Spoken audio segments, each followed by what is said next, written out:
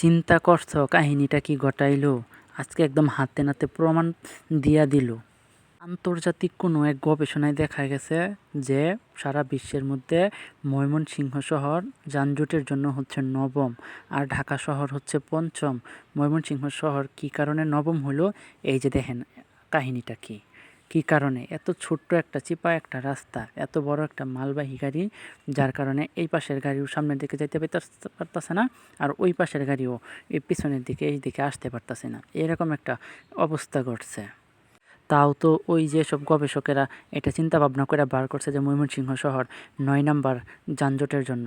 আমি থাকলে হইলে প্রথমেই দিতাম। এত ছোট্ট একটা চিপা একটা রাস্তার মধ্যেই এত যানজট, এত কোলাহলপূর্ণ, কি বলবো, এক মুহূর্তেই ঢাকা শহর পরিপূর্ণ হয়ে গেছিল এই ছোট একটা রাস্তা, চিপা একটা রাস্তায়।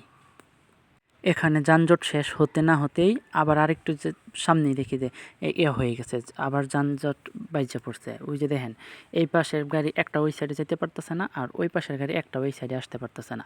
মাঝখান থেকে এই লরিটা ওঠার জন্য করতেছে, টানাটানি করতেছে। আর দেখেন এই একটা একটা গাড়ি কেমনে করে পড়তে জাম ছুটার পরে হয়েছে, একদম রাস্তাটা ফাঁকা হয়েছে।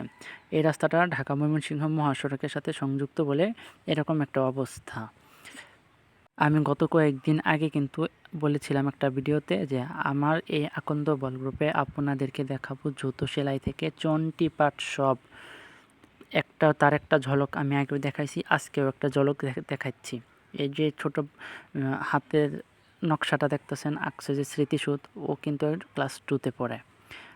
সবাই দেখেই মাশাল্লাহ বলবেন এবং সবাই আমার জন্য এবং আমার স্টুডেন্টের জন্য দোয়া করবেন। আমিও আপনাদের জন্য দোয়া করি, ফি আমানিল্লাহ। আমি ওকে একটু একটু গাইডলাইন করে দেখাই দিতেছিলাম, গাইডলাইন করতেছিলাম যে এভাবে না ওইভাবে দিবা, এখান থেকে করবা, টান দিবা, ওইখান থেকে এতটুকু ফাঁকা রাখবা, এত ইঞ্চি নিবা, মাপ নিবা। ও আমার ইনস্ট্রাকশন অনুযায়ী কিন্তু কাজ করতেছে।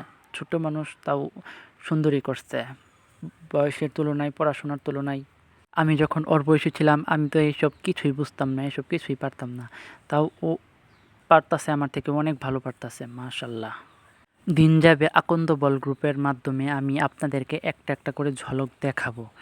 আমি যে বলেছি আকন্দ বল গ্রুপের মধ্যে আপনারা জুতো সেলাই থেকে একদম চণ্ডীপাঠ সবই পাবেন। আমি একটা একটা করে সবই দেখাবো, একদিন রান্না করা দেখাবো, মাঝে মাঝে এক সময় এক একটা আমি দেখাবো কিন্তু। আর যদি আপনারা দেখতে চান তাহলে কিন্তু আপনাদেরকে আমার আকন্দ বল গ্রুপে কিন্তু যুক্ত হতে হবে। আর আপনাদেরকে কিভাবে যুক্ত হবেন তা কিন্তু আপনারা বেশ ভালো করেই জানেন। আপনাদেরকে বেশি কিছু করতে হবে না, আকন্দ বল গ্রুপের ফলো করে দিবেন, তাহলে কিন্তু আপনারা আকন্দ বল গ্রুপের সদস্য হয়ে যাবেন। আর যদি কোনো এক সময় আমি ফর্ম দিয়ে ভর্তি করাতাম, এখন দিন আধুনিক হয়েছে, ডিজিটাল হয়েছে, এখন আর ফর্ম দিয়ে করতে হয় না, এইভাবে করলেই চলে। বুঝতে পারছেন তো? শুধু ফলো করেই দিবেন। তারপর আমার স্টুডেন্ট আমাকে দেখাচ্ছিল যে স্যার দেখেন তো এভাবে ভিডিও করলে কেমন হয়, কেমন কি সুন্দর হয়েছে কিনা। আমি তো দেখি